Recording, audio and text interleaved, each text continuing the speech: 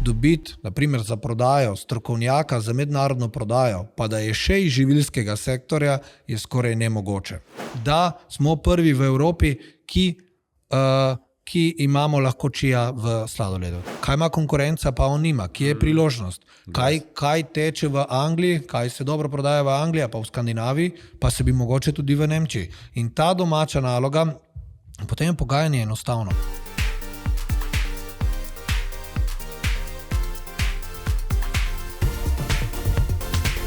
Dobrodošli v podcastu Beyond Leadership, kjer gostimo izjemne posameznike in odkrivamo nove dimenzije vodenja in njihove talente in recepte za uspeh. Z mano je danes en zelo poseben gost, moj dragi prijatelj iz Ajdovšne. Zdravo, Matija. Zdravo. Tako da z nami je Matija Šinigoj, član uprave Incom. Vsi poznate to podjetje, noro podjetje iz Ajdovščine. Matija, preden greva pokukati v tvoje izjemne možgane, dosežke, razmišljanje, bi te jaz našim poslušalcem predstavil, da bo vedel, zakaj govorim, da si izjemen, ker si res fantastičen. Tako da, pejmo nazaj, malo v preteklost. Svoje korenine oziroma svojo kariero v podjetju Incom si začel leta 2009 kot Key Account Manager. Pot si nadaljeval kot komercialist, leta 2013 si postal vodja prodaje, se pravi Sales Manager, kjer si vzpostavljal oddelek prodaje, upravljal z največjimi kupci in tudi izven Evrope skrbel za politiko sortimana v podjetju in usmerjal vse naložbe, te glavne. Leta 2017, spet nova stopnička, si prevzel še odgovornost za vzpostavitev oddelkov marketinga in prodajne podpore. Bil si tudi med glavnimi pobudniki, te je prevzel odgovornost za ponovno aktivacijo in razvoj nove marketinške strategije na področju lastne blagovne znamke Leone, ki vemo, da je danes zelo uspešna. In pa lansiranje nove znamke, dajmo en aplauz, Alive, vsi poznamo, vrhunsko. V 16-letnem delovanju, pasite to številko, si na področju komercialno-tržnih oddelkov z ekipo uspel podjetje z 8 milijoni evrov letne prodaje pripeljati na 154 milijonov. Namo računam, koliko kratnik je to, ampak manj kot 20. Namo se hvalili, ampak dajmo se malo. Tako da imel si tudi začetke svoje poslovne kariere na vinogradništvu, sadjarski domačiji, kot študent. Študiral si na ekonomsko-poslovni fakulteti v Mariboru. Pred Incomom si delal v MIP-u, se pravi v mesni industriji Primorske, kot analitik, študent. In to je to, si izjemna oseba, lahko jaz potrdim. Si družinski človek, imaš izjemno ženo Špelo, zdravo Špela, če ne jo poslušaš. Tudi prav, da z vsakim uspešnim moškim stoji izjemna ženska, tako da Špela je definitivno. Dva sina, Davida in Markota, tudi oba fantastična. Tako da morava reči, da v 16 letih svojega delovanja v Incomu ste v bistvu res uspeli z ekipo pripeljati podjetje v nove razsežnosti. Tako, kot smo že prej izpostavili, iz 8 milijonov, ko si ti začel na 154. Če gledava lansko leto, 2023, ste imeli 135 milijonov prihodkov, letos 154, se pravi 14% rast. Celotna skupina ima že prek 1000 zaposlenih. Tvoja kariera je fantastična, res član uprave, kjer trenutno pokrivaš komercialo, tržne in logistiko. Tako da, preden greva v to, jaz hočem se malo pohecati, greva v preteklost. A je bil Matija že v srednji šoli oziroma gimnaziji, si se videl kot menedžerja, si uskleval stvari, prodajal sošolcem, sošolkam? Prvo, Mark, hvala za povabilo. Jaz sem bil v srednji šoli v gimnaziji Ajdovščina in ker vem, da izhajaš iz ajdovskih koncev, škoda, ker nisi hodil na gimnazijo v Ajdovščini, potem bi videl, kakšen sem bil. Takrat sigurno nisem razmišljal o poslovni poti, ampak predvsem sem bil en tak zvedav, športen fantina, ki so ga bolj zanimale punce, verjetno kot posel v tistem obdobju, ampak jaz vedno rad poudarim, da sem imel neko to ekonomiko v sebi, smisel za posel. Začel sem, kakor si lepo omenil, in hvala za odlično predstavitev doma, na domači kmetiji, vinogradništvo, sadjarstvo. Jaz sem iz lepih koncev Vipavske doline, kjer je ogromno vinogradov, pa tudi breskve, takrat so bile izredno prisotne in predvsem smo morali pomagati doma, ne? Se pravi, dosti smo delali in takrat sem se že v bistvu učil malo teh podzavestno, teh vrednot, ki jih danes res rabim v poslu, se pravi neko timsko delo, pomoč en drugemu, solidarnost, delavnost. Takrat sem se res naučil, kaj pomeni delavnost. Zdaj, seveda, če bi vprašali mojega brata, ki to sadjarsko vinogradniško zadevo pelje naprej, bi verjetno rekel, da sem se več učil, kot sem delal, ampak zame sem delal čisto dovolj. Ja, jaz sem takrat že bil odgovoren, se spomnim, vsako poletje, ko so bile breskve, je v Vipavski dolini, po tej cesti Dornberk-Gorica, smo vsi prodajali breskve. Jaz sem bil odgovoren za prodajo. Jaz sem stal zraven ceste in pač čakal, da se ustavi kakšen avto in prodajal. In takrat sem se naučil, niti se nisem zavedal, ampak takrat sem se naučil, kaj pomeni biti prijazen v prodaji, kaj pomeni nekako navdušiti kupca za prodajo, sploh kakšni Italijanki reči kakšno lepo besedo, da sem potem dobil mančo na pitnino, pa te osnovne pogajanja, kaj pomeni hierarhija, ne? Če je prišel nekdo pa je rekel, hoče imeti večjo količino in popust, sem mogel iz tega poslovnega sveta potem seveda spoštovati hierarhijo, pa tato vpraša, če lahko, ne? Tako da več takih zadev. Kasneje pa potem kot študent sem ravno tako mal izkoristil to vinogradniško zadevo in v Mariboru na EPF-u, ker sem imel odlična leta, prodal ogromno vina. Jaz sem v enem letu prodal res neverjetno število litrov vina kot študent in takrat tudi dobro zaslužil, ne? In nekako se mi zdelo to pač naravno. Oče, mama mi nista dajala žepnine, ker sta mi dala pač vino in jaz sem se znajdel in to vino dobro prodal. Tako da, zakaj tu razlagam, predvsem se mi zdi ena taka, sploh če imamo tudi mlajše poslušalce, da je pomembno, da smo delovni že v mladih letih, da smo aktivni na vsakem področju, ker iz vsakih teh zadev pač nekaj odnesemo, ne? Potem naprej se spomnim, bil sem predsednik kluba primorskih študentov v Mariboru, odlična izkušnja. Klub smo takrat na novo postavili, bil je že leta nazaj, ampak jaz sem ga potem ponovno aktiviral skupaj z ekipa, ki ni imela budžeta, ni imela proračuna in kako motivirati ljudi, voditi ljudi brez tega, da dobijo plačo. To sem že takrat zaznal, da je svoje vrsten izziv in odlična izkušnja. Ja.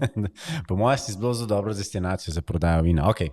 Še bolj bi bilo lahko na Primorskem, ampak mislim, da destinacija niti ni bila tako dobra, ampak se čutim, da sem nekaj delal prav, ker sem v vinorodno deželo, se pravi Maribor je vinorodna dežela, prodajal vino.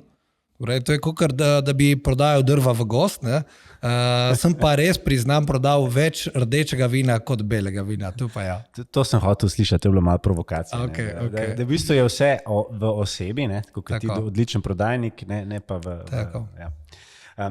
Dej pa se malo dotaknem, sicer zmeraj, ko imam priložnost imeti izjemne posameznike, tako kot si ti, ki nosite ogromno nekih klobukov, vodiš podjetje s več kot 1000 zaposlenimi, mentor, podjetnik, tak zelo zanimiva oseba, investitor. Daj mi razloži, kako se ti organiziraš svoj čas? A se ti za vikend že kaj pripravljaš za teden, ali se vsak dan zvečer usedeš, rečeš, jutri imam to. Kako se razporediš čas? Mislim, da je na taki funkciji za vse nas ključno pomembno, da si planiramo svoj čas. To enkrat ena, koledar je aplikacija, ki jo res ogromno uporabljam in če bi ga zdaj odprla, bi videla, da dejansko imam za tam neke 4 tedne naprej že kar popolnen koledar. Tako da dostkrat dobim kakšen poziv, se lahko dobimo znotraj tega tedna. Mi ljudje potem ne razumejo, da sem zaseden. Koledar res skrbim, da je disciplinirano unesen, vsi sestanki, tudi čas, ko ga imam samo za delo. Blokerje si daš not. Točno tako, dam si blokerje, imam pa to navado, da res vsak dan zjutraj pogledam koledar, pogledam, kaj me čaka, ne samo za tisti dan, ampak seveda tudi malo za naprej in ja, največ uporabljam to. Nimam zdaj neke, da bom rekel, tajnice, poslovne sekretarke, ki bi mi to upravljala, pa tudi si ne želim. Res se rad upravljam svojim časom in najboljša zadeva se mi zdi, da nekako ob petkih pogledam, kaj me čaka naslednji teden. Želim si vseeno nameniti vikend za družino in za privatne zadeve. seveda veš, da to ni vedno mogoče, pa da smo marsikateri vikend vključeni v te poslovne zadeve, tako sobote kot nedelje, vsaj z mislimi precej, ampak nekako držim, da petek planiram naslednji teden in potem vsak dan sprotno pogledam, kaj me čaka. The best. Pejva malo na Inkom. Izjemna zgodba, podjetje, ki je v 100% slovenski lasti, eno redkih. In tudi, če gledamo, je v zadnjih 15 letih ste dosegli, da je eno izmed top 3 najbolj uspešnih živilskih podjetij v Sloveniji in največje v slovenski lasti. Tako je. Da nam malo razloži, se pravi od 8 milijonov do 154, od par zaposlenih do prek 1000 zaposlenih, imate 4 segmente, se pravi Inkom kot sladoledi, potem imate čokolade, prodajo surovin in pa strojgradnjo. Wow. Ja, res čudovita zgodba. Zdaj lahko se vrnemo še nazaj, ko je podjetje nastalo 91, kjer je dejansko Andrej Slokar, lastnik, ki je bil prej zaposlen v Fruktalu kot vodja proizvodnje, začel to zgodbo in res vsakam v čas, kam je podjetje danes pripeljal, seveda skupaj z ekipo. Takrat je začel sladoled proizvajati za lastno potrebo, se pravi za lasten bar in potem to prodajal svojim kolegam, ki so imeli gostilne. Leta 2004-2003 se je pa preselil na lokacijo in potem je zadeva samo rasla. Začeli smo tam s tujino nekje 2006-2008, smo res aktivno razumeli, da moramo biti prisotni na tujih trgih in bili eni prvih izvoznikov živilskega sektorja in zadeva samo rase. Kar je pa najbolj pomembno je, da smo danes prepoznani kot eno najbolj inovativnih sladolednih podjetij v Evropi, če ne najbolj inovativno, se pravi izredno razvojno naravnani, delamo z najboljšimi kupci v Evropi, skoraj vsi trgovci in pa tudi marsikatero multinacionalko. Multinacionalke, ali pa kot jim mi rečemo interno lastniki brendov, pa pristopajo do nas zaradi tega, ker jim pomagamo razvijati nove koncepte. Se pravi, oni pridejo s problemom, mi jim ga pomagamo rešiti. In gre za razvojno sodelovanje in na to smo najbolj ponosni. Ravno tako nas vidijo tudi trgovci in danes je to res ena odlična zgodba. Ne samo, da smo veliki, da smo največji zaposlovalec v Vipavski dolini oziroma v tem delu, ampak da smo tudi uspešni, da to, kar delamo na mednarodnem nivoju. Zdaj, če bi pogledala malo številke, res, mislim, številke same povejo vse. Imamo tudi, če se malo bolj dotakneva, sigurno dobro poslovanje. V lanskem letu smo naredili nekje tam 17,4 EBITDA marže, z dodano vrednostjo skoraj 80,000 evrov na zaposlenega, kar je za ta živilski sektor zelo uspešno. Je pa res, da tudi imamo še veliko nalog na avtomatizaciji, tako da jaz verjamem, da se bo ta dodana vrednost na zaposlenega v naslednjih letih še višala. The best. Dajva se malo dotakniti, sicer vi delate tudi za Mars, se pravi Talking Tome, dobro, to ni od Marsa, vse te stvari, to nam malo razloži, ker to v bistvu ljudje zmeraj pomislimo na Inkom, rečemo, ok, Inkom Leone, se pravi sladoled, ampak vi ste mnogo več. Ja, mi smo se začeli ukvarjati, se pravi, omenil si zdaj Talking Tom, pa dajva prvo pokriti ta del. Imamo in sektor, ki jim rečemo sodelovanje z licenčnimi hišami. Jaz se spominjam začetkov. Začetki so bili tam nekje 2011. Začeli smo delati Peppo Pig, pa potem Paw Patrol in tako naprej. Osebno sem skupaj s kolegico šel tako na Nickelodeon Evropa jih prepričevati, da smo pravi partner, da dobimo licence za celo Evropo in širše.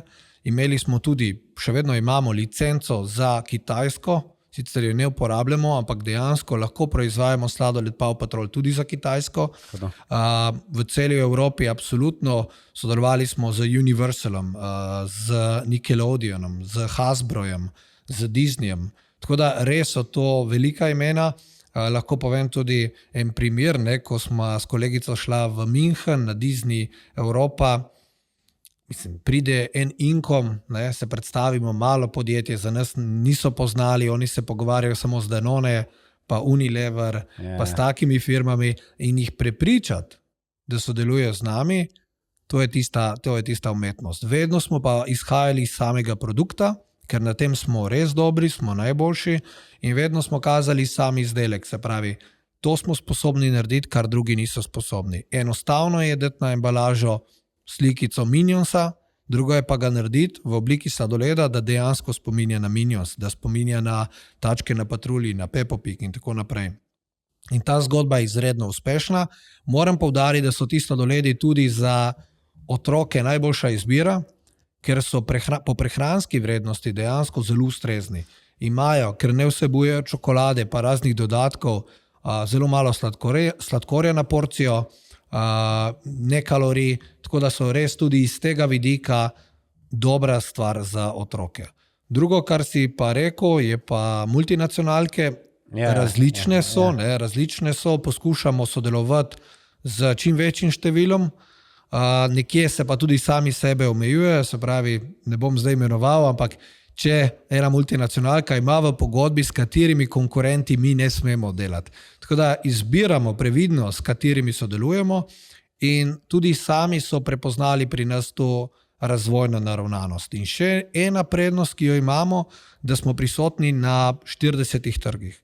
Mi dejansko znamo povedati, v Angliji bo to funkcioniralo, v Nemčiji to ne bo funkcioniralo, v Ameriki to gre, v Skandinaviji to gre in tako naprej. In tudi ne samo iz vidika razvoja in tehničnega razvoja, tudi iz vidika poznavanja trga nas te multinacionalke poslušajo, pa če primerjam zdaj njihove oddelke, marketinške oddelke, raziskovalne marketinške oddelke so bistveno večji, bistveno več denarja vlagajo, pa še vedno ne poslušajo. Ne? Če lahko sam še en primer, kakšne 3 leta nazaj smo s kolegi šli v Ameriko in smo naredili resen tak dober store check. Pri nas je store check bistvo vsega. Se pravi, gremo v trgovino in pogledamo, kaj je na policah. Dobro preverimo, kdo proizvaja, kakšne izdelke proizvaja, kakšne so prednosti, slabosti konkurentov in tako naprej. In ugotovimo, da segment teh licenčnih izdelkov, se pravi, mi jim rečemo funny face, se pravi neka figurica na sladoledni palčki, ga sploh ni v Ameriki. In potem smo pristopili do ene multinacionalke in jim predstavili vse te podatke, smo rekli, tega nimate, tega nima noben, to je velika priložnost. Američani tudi, kljub temu, da jejo velike količine, nezdravo in tako naprej, je določen sektor, ki pazi na to, sploh ko govorimo o otrokih. In rezultat tega sestanka, te raziskave trga je to, da letno izvozimo 1000 kontejnerjev v Ameriko. Se pravi, mi smo največjo multinacionalko na področju sladoleda prepričali, da to potrebujejo, pa niti sami praktično niso vedeli. Tako da tu je bil res en večjih uspehov, kljub temu, da je kolega, ko smo leteli v Ameriko, zgubil kovček in tako naprej, ampak se je splačalo. Spravo, vi ste praktično skoraj vašega konkurenta, ali kako? To je multinacionalka, se pravi multinacionalka, ki proizvaja sladoled, ampak ne vse. Multinacionalke vemo, da outsourcajo proizvodnje in imajo določene partnerje. Imajo naprimer 3-4 proizvajalce, s katerimi sodelujejo, med drugim sodelujejo tudi z nami. Ampak mi nismo najbolj zadovoljni, če pridejo do nas s točno določeno idejo tendersko, se pravi, kdo je cenejši, rabim točno tak izdelek, mi želimo razvojno sodelovati. Kakšen problem imajo, ga razumeti, celo jim ga analizirati in ponuditi rešitev, ne? Deva se, ne vem, če lahko govoriš, ena smešna anekdota je bilo pri Peppi Pig, ker je pri nekom sladoledu, ali ni bilo nekaj, da je... Mislim, zdaj bi mogli imeti pred sabo sliko Peppa Pig, da bi to boljše razumeli, ampak to je bila sigurno najbolj čudna reklamacija, kar smo jih imeli v podjetju. Ne? Peppa Pig je ene take lepe oblikce in na sredini ima roko in tista roka ima 2 prsta, ki sta pač taka, kot sta lahko v sladoledu, malo zaokrožena in pa roka. Ne? Tako da reklamacija je prišla, da je tu moški spolni ud, ampak dejansko nam je to pozitivno vplivalo na prodajo, ker se je to objavljalo v medijih v Angliji in je potem dvigovalo prodajo. Vsi so želeli videti ta pač famozni moški ud. Ja. Vrhunsko. Deva se malo dotakniti še ene zelo nore zgodbe in sicer vi ste zelo dobri v tem, da prepoznate nove trende. En izmed trendov je bil tudi Alive, se pravi te proteinski sladoledi, celoten segment. Kako prideš, a to stalno raziskuješ, tako kot si rekel, ker to je tudi nora zgodba. Ja, jaz pravim, ljudi v marketingu in prodaji ni nikoli dovolj, ker če ena ideja uspe, potem smo zmagovalci in to je točno Alive. Jaz se še spomnim, ko sem bil v Parizu na enem sejmu, pa smo zaznali, da je tam nek trend, se pravi, da se nekaj že dogaja okrog teh zdravih sladoledov. Kolegi iz marketinga so pa dobro analizirali, se pravi, mi vedno analiziramo dogajanje po trgih. Trendi se po večini začenjajo v Ameriki, sledi Anglija, prihaja v Skandinavijo in potem imamo ta kontinentalni del Evrope. Nemčija, šele na to se Italijani, Francozi pripravijo na spremembe v prehrani, ampak zelo previdno, kar jim dajem tudi prav, ker ni vsak trend, tudi pač to so predvsem komercialni trendi. Italijani, Francozi res dajo veliko na hrano, sploh bi tukaj izpostavil Italijane in so kar tradicionalno na teh njihovih recepturah in okusih. Ampak če se vrneva nazaj na vprašanje, v Ameriki smo dejansko zaznali prvi večji uspeh na proteinskih sladoledih. In to je bilo že leta 2016. 2017 smo mi na trg lansirali prvo proteinsko sladoledno palčko. Takrat so bili proteinski sladoledi samo v loncih, mi smo jo pa naredili na palčki. In to je bila inovacija, ker to takrat noben še ni znal. To je izredno tak težek, zbit sladoled, ima popolnoma neke druge parametre v proizvodnji in treba res biti previden. Na začetku smo imeli kar nekaj tehničnih izzivov, ampak uspeli smo tako na palčki kot v loncih in potem ta zadeva kar rasla. In ta guilt-free, se pravi sladoled brez slabe vesti, se je takrat res dobro prijel. Se pravi, poskušamo, da imamo v Alive blagovni znamki, se pravi sladolede ali proteinske ali pa z izboljšano prehransko vrednostjo, se pravi manj sladkorja in podobne zadeve.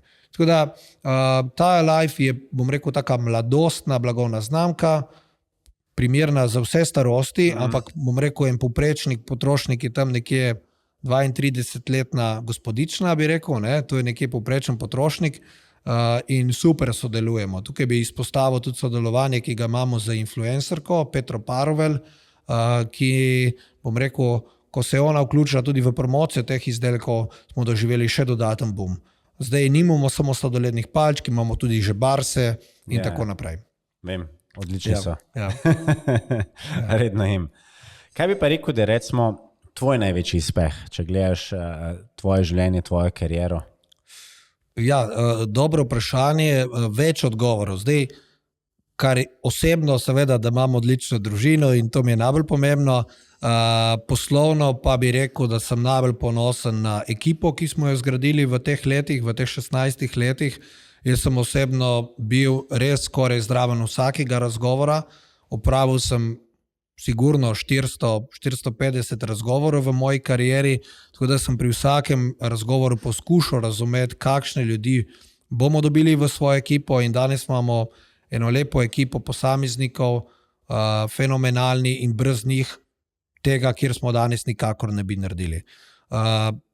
Kot drugo zadevo bi rekel tudi bolj osebno si štejem v čas, da lahko danes, pa upam, da ne bo zvenelo zdaj kot neka samohvala prevelika, ampak da lahko rečem, da sem strokovnjak na področju FMCG oziroma sploh te živilske industrije in mednarodnega poslovanja, pa dobrega poznavanja retail sektorja in to predvsem iz naslova dela.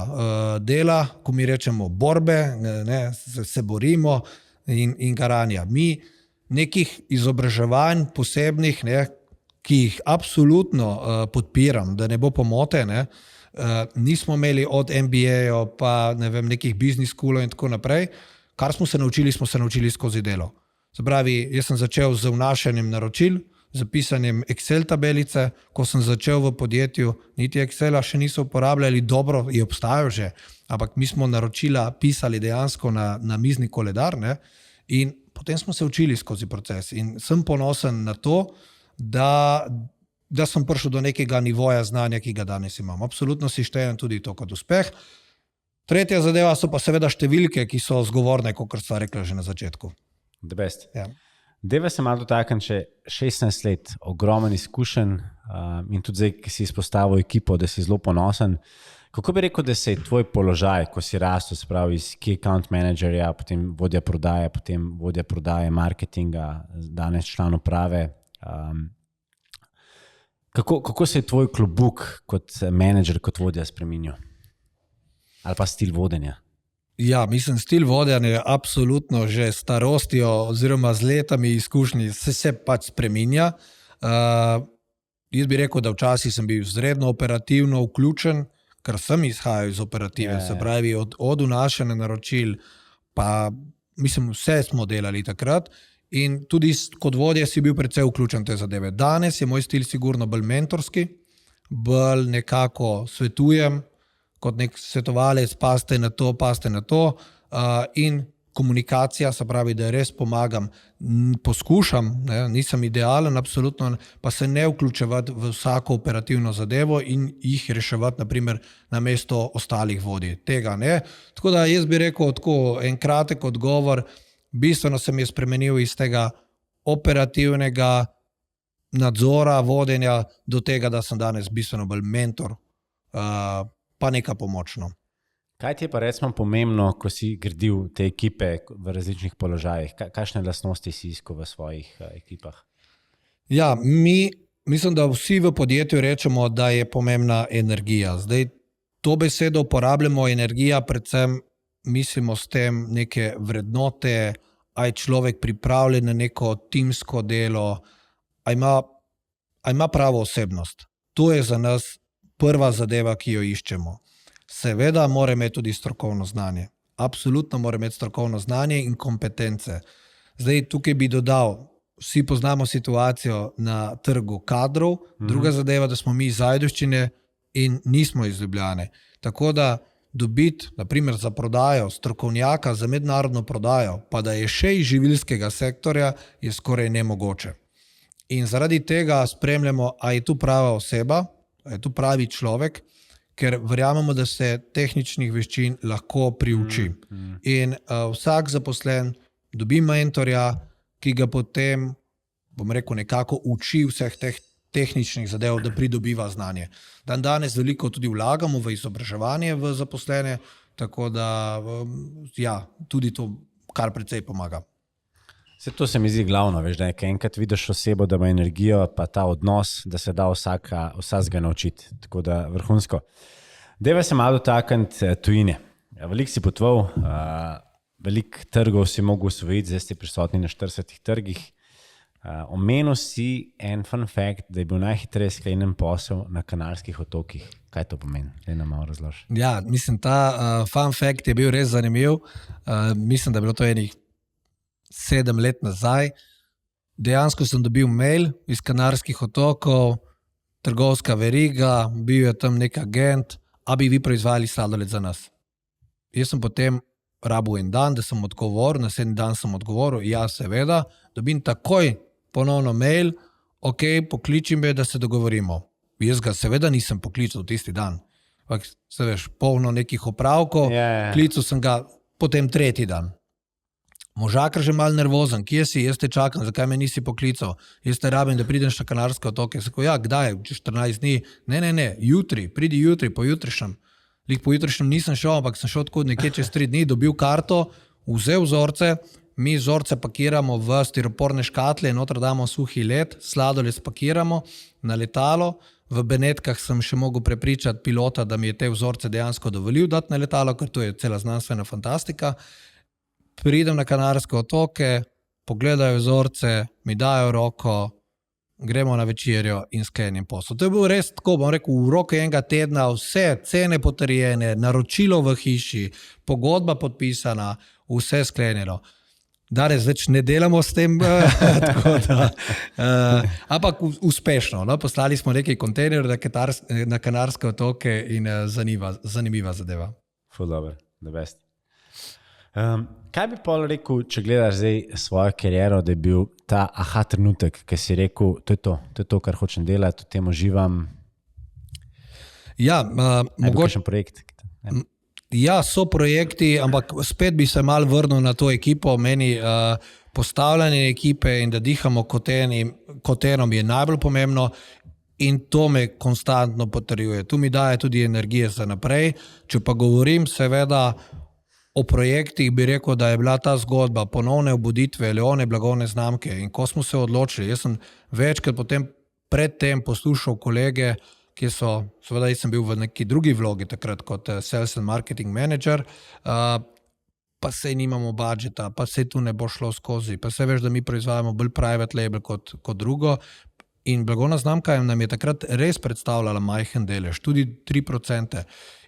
Ampak se rekel, ne, dajmo mi prepričati lastnika, pa takrat direktorja in tako naprej, da je to prava smer. Pripravimo nek scenarij, povemo, koliko rabimo vlaganje, se pravi v prenovo izdelkov, v stroške trženja, v razvoj izdelkov, v prodajo in predstavimo, kaj bomo od tega dobili. Predvsem se gre pa za nek imidž, ki ga je podjetje s tem pridobilo, ki je neverjetno. Ne? Mi smo bili precej skriti, da bi rekel, mi smo delali, smo bili vsi tako nekako, bom rekel, ne preveč vidni, marsikdo nas še danes ne pozna. Zaradi tega, ker je blagovna znamka se dejansko komunicira tam aktivno, bom rekel, od 2017, 2018 naprej. In če gremo danes na nek vzhodni del Slovenije, marsikdo ne bo vedel, kaj je Leone podjetje, tudi na Dolenjskem, ne. Na Primorskem ne seveda vsi poznajo. Ne. In to, da smo uspeli postaviti blagovno znamko na nek nivo, pa potem lansirali Alive, je sigurno en takih večjih dosežkov, je pa, moram poudariti, vsakega kupca, ki sem ga pripeljal v hišo, in ga nisem samo jaz, seveda ga je tudi ekipa, ampak od začetka do konca, od prvih pogovorov, do potem zaključka, pa do nekih milijonskih poslov, ki jih sklepamo s kupci, ker tu niso kupci od 100,000 evrov navadno, ampak so milijonski kupci, vsakim kupcem, ki delamo, potem rata res ena lepa zgodba, to je tista potrditev. Tako da primerov zadovoljstva je ogromno, ker ima podjetje vsak dan nove izzive. Deva se malo še dotakniti inovacij oziroma napak, koliko lahko inovirate. Zmeraj mi je fascinantno, ker gledam industrije in tudi vi ste naredili nore zgodbe z inoviranjem. Koliko si lahko prvošče napak inovacij, oziroma kako to zgleda, ko se igrate? Jaz si predstavljam nek laboratorij in pol se tam ali igrate in je... Ja, to je zanimivo vprašanje. Zdaj, če gledamo na napake oziroma inovacije na področju izdelkov, imamo kar izdelan proces, kako te zadeve potekajo. Včasih smo imeli približno tako, da je mene klical kupc, jaz sem klical v razvoj, da rabimo te vzorce in rabimo jih naslednji teden in gremo v napad, ne. Rucak na ramo in gremo. Danes je tukaj vseeno nek sistem, imamo, se pravi, pobiramo neka popraševanja za nove produkte in tega je pri nas res ogromno, ker smo razvojni partner. Mi imamo v razvoju skupaj tehnični pa tehnološki razvoj preko 70 ljudi, odličnih strokovnjakov in tako želimo tudi, da nas kupci prepoznajo. Se pravi, kot razvojnega partnerja in sigurno v živilskem sektorju imamo enega največjih razvojnih oddelkov v regiji. In ta del bomo še dodatno širili. Če se vrnem nazaj, imamo proces, kjer naredimo neko ta pre-development fazo, se pravi, nekako se ekipa marketinga, razvoja, pa tehnike, tudi prodaje, odločajo, kaj je za nas, pa kaj ni za nas. In tisto, kar definiramo, da je pravi izdelek za podjetje, potem gre tudi naprej. Zdaj vemo že po teoriji, da je uspešnost novih izdelkov, se pravi, lansiran, navadno tam nekje 30% pri nas, kar je ogromen uspeh, ne? Ampak je tako, večje kot je sodelovanje z temi, naprimer, multinacionalkami, oni vlagajo v ta pre-development fazo ogromno, se pravi, testirajo izdelke, kar je sodelovanje s trgovci tudi z razmeroma velik uspeh. Tudi sami pod lastnimi blagovnimi znamkami prej testiramo, pa sprašujemo potrošnike, kaj si želijo, tako da skrbimo, da ne vlagamo v razvoj in v te inovacije brez potrebe.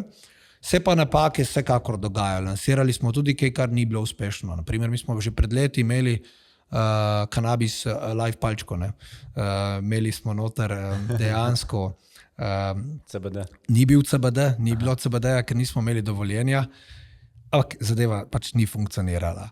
Ampak je bilo že zaradi PR-ja ta izdelek je bil zelo zanimiv. Imamo pod Alive segmentom, imamo zelo zanimiv izdelek, ki pa je bil uspeh, ne? So pa v sladoledu čija semena in takrat smo se kar 2 leti trudili, da smo prišli do potrditve. To je bil novelty food na področju sladoleda in dejansko smo, moram se zahvaliti gospodu Peterletu, ki nam je tem pomagal v v Evropski komisiji, da smo dobili potrditev, da smo prvi v Evropi, ki imamo lahko čija v sladoledu. Tako da kar nekaj uspehov, tudi kakšen neuspeh, ampak iz napak se učimo. Pa jaz bi še nekaj tukaj poudaril. Če se preveč ukvarjamo s tem, zakaj nam neka zadeva ne bo uspela, potem skoraj sigurno ne bo uspela. To je tisti rek, ne? Thinkers in pa doers. Včasih so doers veliko hitrejši in bolj uspešni, kot pa thinkers. Zato, ker če preveč razmišljaš, zakaj ne bo šlo, potem zamudiš in si prepočasen. In jaz vedno dam primer, sigurno ima vsak kakšnega sošolca iz osnovne, a pa srednje šole, a pa iz faksa, ki mogoče ni bil najbolj šolsko uspešen, ampak je danes uspešen podjetnik.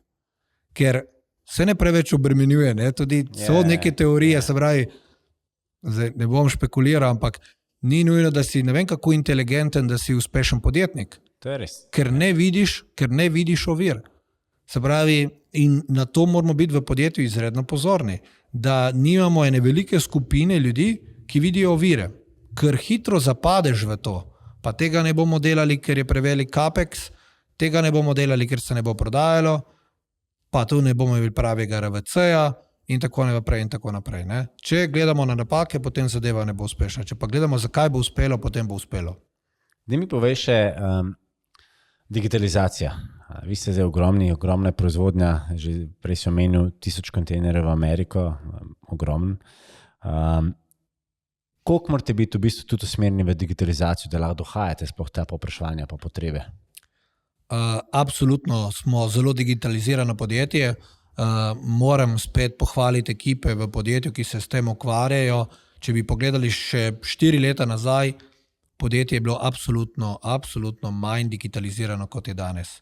Se pravi, mi smo šli v prenovo ERP sistema in poleg ERP-a tudi vseh podpornih programov, ki jih imamo, ki nam pomagajo pri poslovanju. Tako da na tem se dela res ogromno in če gledamo ta razvojni potencial, moram enako reči, da verjamem, da bomo mi eno bolj digitaliziranih živilskih podjetij v regiji, če že nismo. Nisem iz te stroke, tako da ne morem dajati prav ugotovitev, kje smo v primerjavi s konkurenco, ampak absolutno uporabljamo neverjetna orodja. Jaz danes na telefonu ali pa na računalniku res lahko dobim hitro vse podatke, pa praktično ERP-a še niti ne uporabljam. Jaz sem včasih obvladal vse zadeve v podjetju, ker sem začel iz operative, danes pa prejemam res tiste podatke, ki jih potrebujem za nek leadership, za neko menedžiranje podjetja in isto vsi moji kolegi.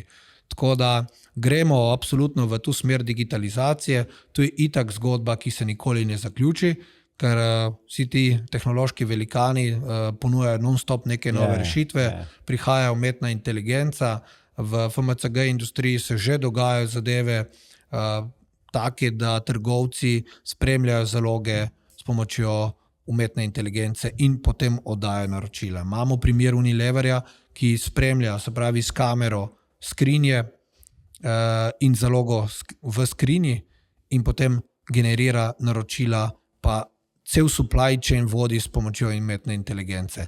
In še bi lahko našteval. Mi še tukaj nismo, smo na začetku pri uporabi umetne inteligence, ampak tu je verjetno naslednji velik korak, ki nas čaka. The best. Deva se dotaknem še Matija Šinigoj. Strokovnjak na področju FMCG in retail sektorja, ne samo v Sloveniji, ampak na globalnem področju. A bi rekel, da je ta tvoj uspeh pa kariera tudi povezana s tem, da si bil v bistvu si rad potoval, odkrival svet, če je bila kakšna stranka, si šel takoj tja. Koliko je to bilo pomembno, no? Da si tudi to mednarodno komponento dobil? Ja, ta je bila, mednarodna komponenta je bila bistvena za to, kjer smo danes. Z vse, ki delamo v komercialnih teh frontnih službah, je zelo pomembna. Nisem potoval samo jaz, imamo ogromnih dobrih strokovnjakov, ampak če se zdaj pač osredotočim name, jaz sem res v tistih začetnih letih kar precej potoval. Se spomnim, mislim, da je bil 2016 meseca maja, ko sva se ženo, je bila takrat tudi v komercialni službi enega drugega podjetja, da sva se videla samo 2-krat. Se pravi, vključno z vikendi sva se v enem mesecu sva si dala lupčka na vrata in Ampak to je bilo pa malo preveč, že, ne? To je bilo že malo preveč, tako da je treba tudi to balansirati. V življenju je treba konstantno iskati ravnovesja in potovanja so lahko včasih tudi zahrbtna, treba je kontrolirati energijo, koliko jo porabiš. Najslabše je pa seveda, ko prideš iz enega težkega pogajanja, prideš nazaj v podjetje, vse te čaka, ne? In vsi mislijo, da si bil ti dejansko na nekem turističnem relaksu, ampak nisi, ne? Tako da i od letal do pogajanj. Ampak to je bilo ključno. Potovanja in mednarodna komponenta, jaz doskrat tudi kolegi so me kar malo čudno gledali, ne? Jaz sem vedno delal zapiske, ne? Ko sem bil pri partnerjih, pri poslovnih partnerjih, popisal sem si zvezek, ker sem se s tem učil, kaj so nam povedali, kam nas usmerjajo, kakšne bolečine imajo, kakšne probleme. To je bila ena zadeva, se pravi res poslušanje vseh teh naših partnerjev in učenje. To je bil moj business school. Druga zadeva je, kot sem že prej malo menil, vsak izdelek res dobro pregledati.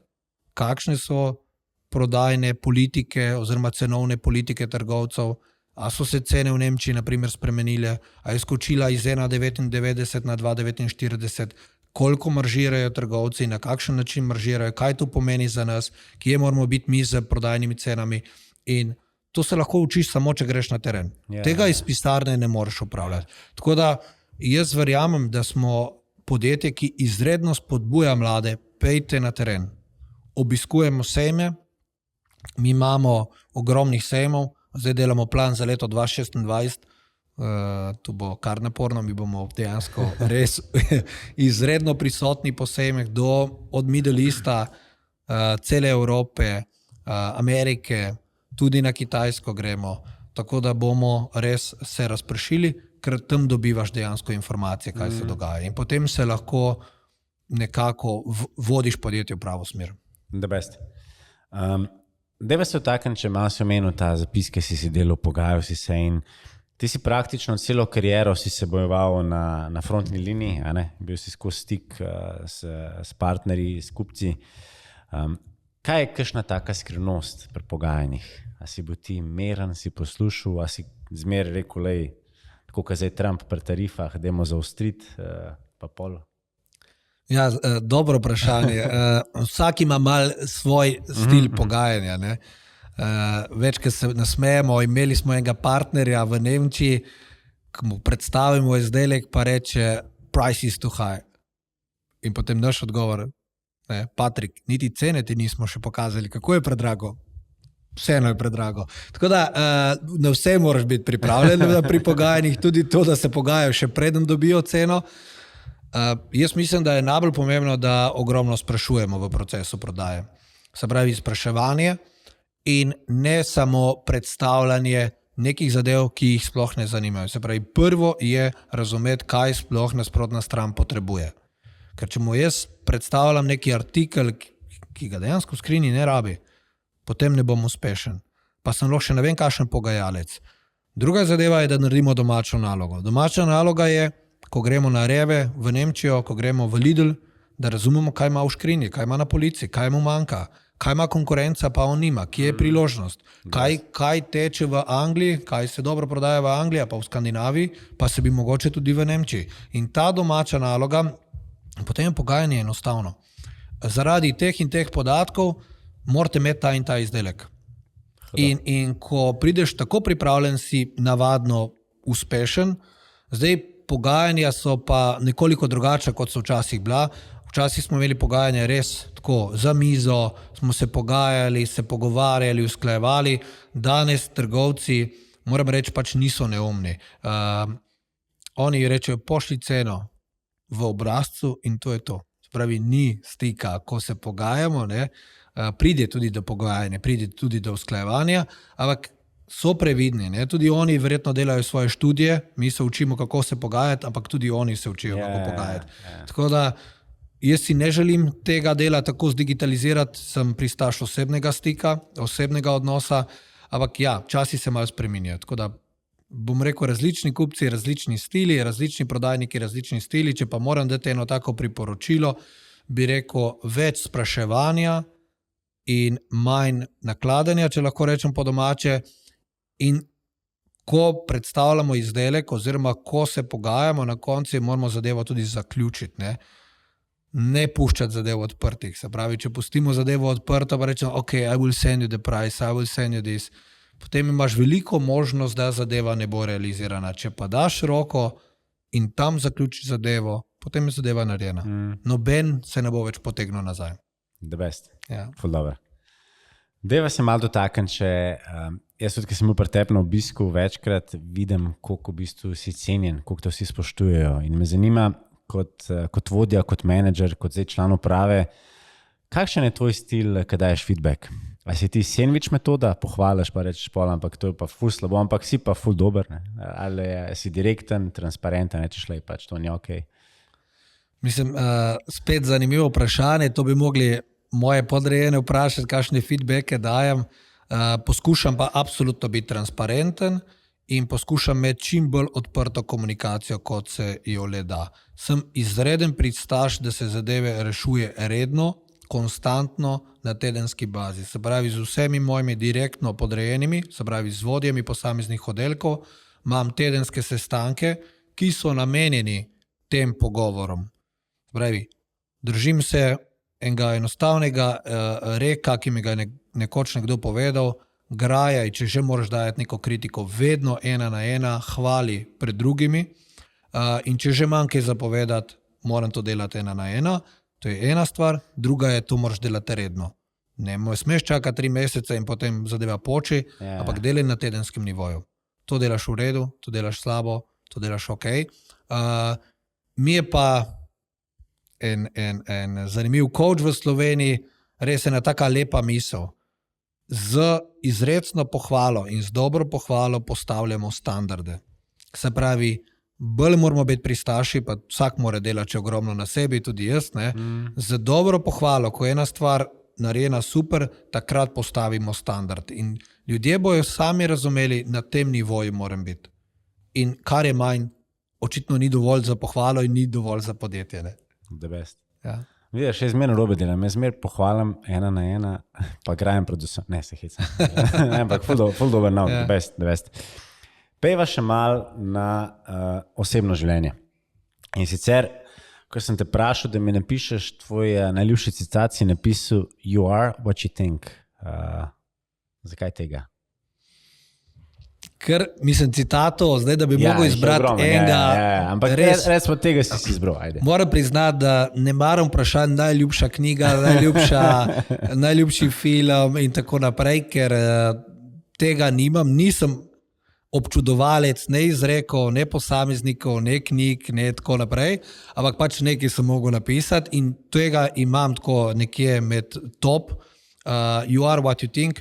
Mislim, da je to, da se moramo predvsem sami sebe trenirati in moramo sami na sebi delati. Se pravi, če bomo svoje misli usmerjali v napačno smer, potem bojo možgani to predvajali in nam bojo to predvajali. Ne? Sej tu beremo vsi knjige in verjamem, da je marsikdo od poslušalcev že to slišal, ampak če se bomo usmerjali v negativne stvari, potem bojo možgani to predvajali, ker so tako narejeni. Če se bomo usmerjali v pozitivo, potem nam bojo predvajali pozitivo. Ne? Če sem jaz zadovoljen in da si večkrat rečem, pismo imam dobrega kolega Marka Kalina, ja seveda, ne, je potem neko zadovoljstvo, ki ti ga možgani predvajajo. Tako da iz tega in predvsem iz tega, pa tu bodi si za osebno življenje ali pa za poslovno. 200. Ko imaš malo več časa, kaj gledaš oziroma kaj gledate Špelo, Davidom, Markotom? Po televiziji? Ja. Mislim, so kakšne serije take, ki imate radi? Tako je ratalo, da imamo vsak svoje preference in moram reči, da večkrat gledamo vsak svoje.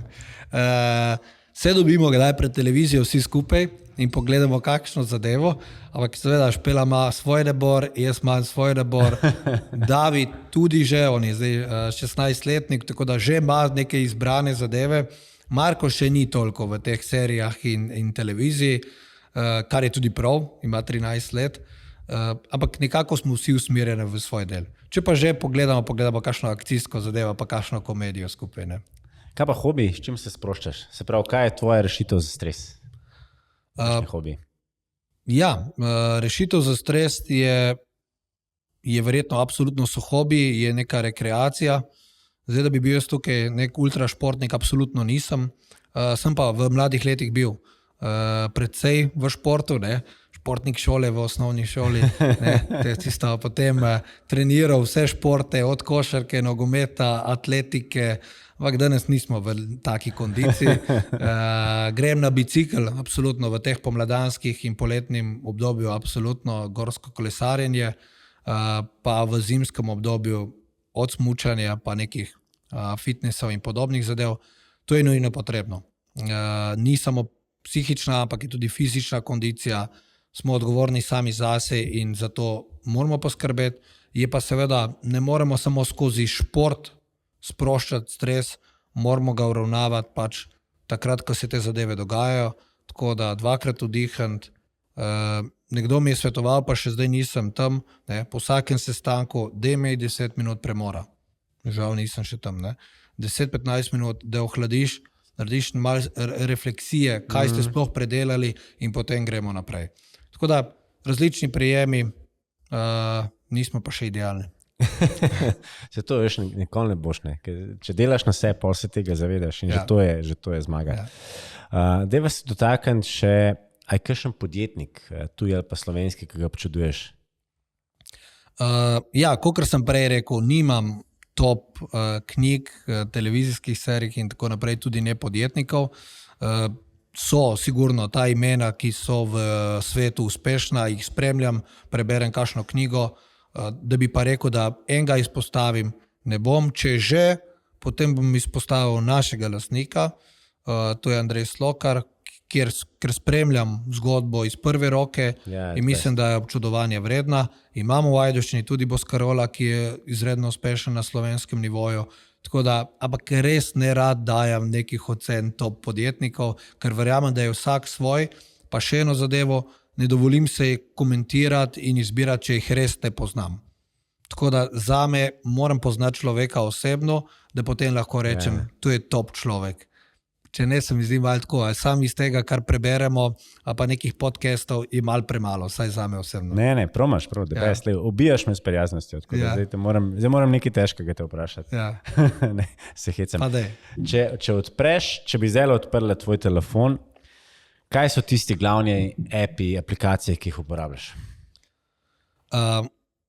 Prej sem že omenil sigurno koledar, tako da koledar zelo domača zadeva, uporabljam ga ogromno. A si Špelo delita tudi, kaj imate skupen koledar? Si, kaj podeliva, absolutno si podeliva koledar, da se malo uskladiva. Včasih sva si mogla še več, kot sem prej omenil. Zdaj je ona bolj v Sloveniji, mogoče malo meni v tujini, kar je zelo dobrodošlo, pa ima tak dinamično umiren urnik, pa tudi moj je malo drugačen. Se pravi, jaz imam zdaj kar lepo število v ekipi, tako marketaških kot prodajnikov, ki so ogromno po tereni. Zdaj, če pogledamo 15-10 let nazaj, nas je bilo bistveno manj in smo mogli sami na teren in smo bili non-stop leteči. Tako da je bilo kar umetnost usklajevati vse te datume. Koledar bi absolutno vzpostavil. Zaradi službenih namenov, da ne bo slišati narobe, sem si naložil TikTok. TikTok je ena zadeva, ki ima zanimiv algoritem. In ko slišimo TikTok, rečemo, tam so večina neumnosti, ne, pa neki te skeči, ampak algoritem je taki, da ti dejansko predvaja stvari, ki te zanimajo. In jaz marsikateri podcast spremljam preko TikToka, neke misli o neki poslovneži, ne, imam kar nekaj teh, ki jih sledim, ki predstavljajo poslovne ideje, najboljše poslovne ideje v svetu in jih zanimivo gledam preko TikToka. Zdaj, to je malo tako, neko pravim Markotu in Davidu, ne uporablja telefona, kaj si na telefonu, kaj si na TikToku, ne? Potem dobim ta odgovor, se ti tata si tudi. Tako da jim moram malo razlagati, kaj dejansko uporabljam. Nisem prav zdaj nek velik uporabnik socialnih omrežij, kot sta Instagram in Facebook. Facebook vsako toliko pogledam, Instagram skoraj da ne. Kaj jaz to bi bilo po večini to, no? To je to. Preden greva na zaključno vprašanje, me še zanima, kaj je tvoj najljubši sladoled? In to, da delaš v podjetju, ki ste eni največjih proizvajalcev. Zame je najboljši sladoled tisti, se pravi, ko je nekaj novega. Jaz rad okušam nove stvari. Mislim, da je to naša hiba, ker sladoled je tam vedno na voljo. Tu je še ena prednost, da vsi potencialni kadri, vsi, ki iščete službe, vabljeni, ne? Mi imamo čokolado in sladoled na pretek ga je, tako dejansko lahko testiramo zadeve. Imam najljubšega, to je Leone Blueberry Mascarpone lonec, ta je res dober. In pa tudi naša 2-litrska banica kremšnita vanilja, super sladoled, enostaven sladoled, ampak odličen. Se pravi, malo smo tukaj replicirali to kremšnito slovensko, tudi izredno dobra prodaja in kar največkrat, ko grem in vzamem te sladolede. Kakor sem pa prej rekel, imamo ogromnih novosti, ki jih v Sloveniji niti ni videti, jih imamo za tujino in ko je ta degustacija, jaz rad vzamem kakšno novo zadevo, tako da non-stop neke nove inspiracije. Se pravi, Špela, David, Marko so pol testni zajčki s tabo? Ne, ker sladoleda praktično ne nosim domov in se vedno jezijo name, delaš pri sladoledu in nikoli ne prinesi sladoleda domov. Tako da se moram prav zavedno, jaz ga imam dovolj, jaz ga pojem lahko vsak dan enega, ampak se moram vsako toliko spomniti, ga iti kupiti in ga prinesem domov. Dejansko vsi ostali več kupujejo, kot kupujem jaz. Zanimivo. Pol ni tako, kot meni, ker reče, ta mala za vikend, bi v nedeljo, v bistvu doleti, lagem na Petrol. Ti greš lahko v bistvu firmo, ne? Iskati se doleti. Tako, ja. The best. Dej mi še povej, kaj so pa tvoji cilji zdaj za naslednjih let, pa tudi za Inkom, kaj so cilji? Osebnih ciljev seveda imamo vsi ogromno, meni ta spet se vrne malo na družino, najbolj mi je pomembno, da ostanemo ena taka super družina, kot jo imamo, da vzgojimo ta 2 fanta v prava fanta. Zdaj, kar se tiče pa poslovnega sveta, Inkoma, absolutno je tu zanimiva skupina.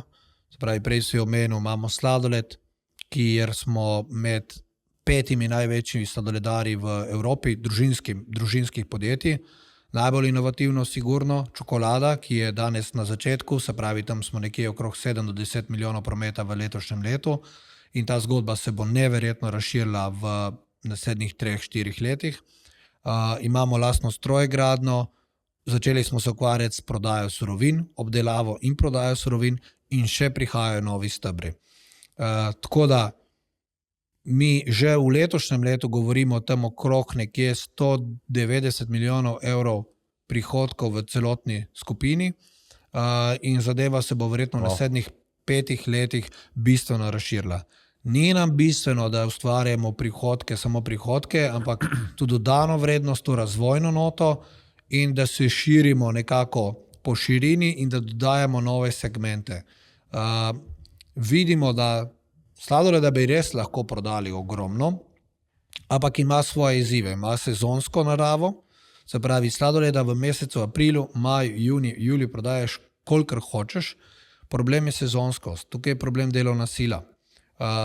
Mi vseeno moramo imeti pogodbe za celo leto, prav zaradi tega smo začeli tudi s čokolado. Mi smo prej čokolado proizvajali za potrebe sladoleda, zdaj jo že ponujamo na trgu, že v prvo tujino, se pravi v Nemčijo in tako naprej, in ostali stebri sledijo. Jaz verjamem, da bo tu en koncern, en najbolj močnih koncernov skupin na področju živilskega sektorja v regiji. Izredna zgodba bo v naslednjih 5 letih z močno razvojno noto. Od tega se ne odmikamo. Verjamem, tudi kar se tiče same pozidave, samih objektov, samih investicij. Že če pogledava zadnjih 5 let, je Inkom investiral preko 90 milijonov v dodatne kapacitete, v dodatne objekte. Imamo najbolj sofisticirano skladišče za zamrznjeno blago v Sloveniji za 17,000 paletnih mest. Vsako leto dodamo praktično 2 proizvodni liniji, 1 do 2 proizvodni liniji, ampak tu niso proizvodne linije od 2 kvadratnih metrov, to so res milijonske naložbe. Nova proizvodna linija je tam nekje 3-4 milijone evrov. Tako da s tem gremo naprej in kakor sem rekel, želimo si en tak lep živilski koncern, ki se bo med sabo tudi nekako podpiral. Torej, čokolada podpira sladoled in se pojavlja na trgu, pa še gremo v nove segmente. The best. A bo sploh kaj prostora še v Ajdovščini? Ja, hvala Bogu, imamo še prostora. Tako da smo tudi izredno pazimo na to, da zemljišča širimo, imamo dodatna zemljišča, malo bo reorganizacije, ampak deva se čez 5 let dobiti na tem podcastu v Ajdovščino, da posnamete še ospredje, ker tu bo res ena fascinantna zadeva. Ravno danes se ukvarjamo s to super tovarno, kot ji pravimo, in že začenjamo projekte, delamo strategijo za naslednjih 5 let. Bravo. Zdaj pa še zadnje vprašanje, da ta zelo, zelo dober pogovor pripeljejo do konca, in sicer mi imamo zelo lepo bazo poslušalcev, od mladih študentov pa vse tudi do uspešnih predsednikov prav izvršnih direktorjev. In sicer me zanima, če bi te prosil, da nam daš nauk ali pa več naukov, neko zaključne misli, kaj bi to bili? Sigurno izhajam zdaj iz sebe in kakšno pot sem jaz prehodil. Jaz bi rekel, da trdo delo je izredno pomembno, spravi ta borba in ne popuščati. Dejte trdo delati, ampak hkrati s tem pa skrbeti tudi zase. Ker če ne pazite nase, potem ne bo noben pazil nase. Pa tukaj govorimo o tem, da se regenerira človek, da športa ali pa neke druge hobije in da nikoli ne pozabi na ta del. Ko si mlad, si seveda poln energije in lahko greš skozi zid, ampak potem se ti tu malo pozna skozi leta. Bi tu kar poudaril in izpostavil. Drugi nasvet je, da nič ni problem, da tudi mrežemo, se pravi, že v teh mladih letih spoznavamo strokovnjake iz naše branže. Jaz bom pogledal tako pri nas, mi smo bili precej usmerjeni v tujino in nekako zaprti v tem balončku, nismo komunicirali precej navzven in potem, ko pridem, pomembno, da podajamo tudi pozitivne informacije navzven, da nas ljudje vidijo, da nas slišijo in to gre na nivoju podjetja kot na osebnem nivoju. Mreženje pa mogoče tudi ena skrb za ugled v posamezni branži, da vas ljudje spoznajo in da vas vidijo, da ste strokovnjak nad svojim področjem. Pa ne se preveč sekirati, tudi ta je taka pomembna, ne se preveč sekirati. Jaz sem se res, moramo demo narediti, je v redu, ti more biti mar za zadeve, absolutno pomembno, ampak do neke mere. Zadeve se potem več ali manj rešujejo sproti. Šli smo skozi različne krize, Če samo pogledamo, kaj se danes dogaja na trgu. Če pogledaš, potem najbolj, da zapremo firmo. Imamo vojno v Ukrajini, imamo vojno v Izraelu, imamo neverjetno nestabilno geopolitično situacijo. Deglobalizacija se dogaja tako, kot če v zadnjih 100 letih verjetno se ni. Ampak vse bomo primerno rešili, treba je zbrati misli, se dobiti kot tim, kot ekipa, narediti akcijski plan in gremo in verjamem, da lahko potem tudi zmagaš. The best. Dragi poslušalci, še enkrat z nami je bil izjemen Matija Šinigoj, moj dober prijatelj, mentor, podjetnik, član uprave zadolžen za komercialo, trženje in pa logistiko na izjemnem podjetju Income. Tako da, Matija, najlepša hvala. Hvala lepa. Spremljate nas lahko na vseh 13 kanalih, kot so Spotify, Apple, Google, Castbox in pa tudi YouTube, LinkedIn, Instagram in pa Facebook, kjer imamo že ogromno skupnost, kjer nas je preko 2000. No, pa tudi novo spletno stran beyondleadership.si. Se že veselimo vaših novih poslušanj in pa dogodivščin.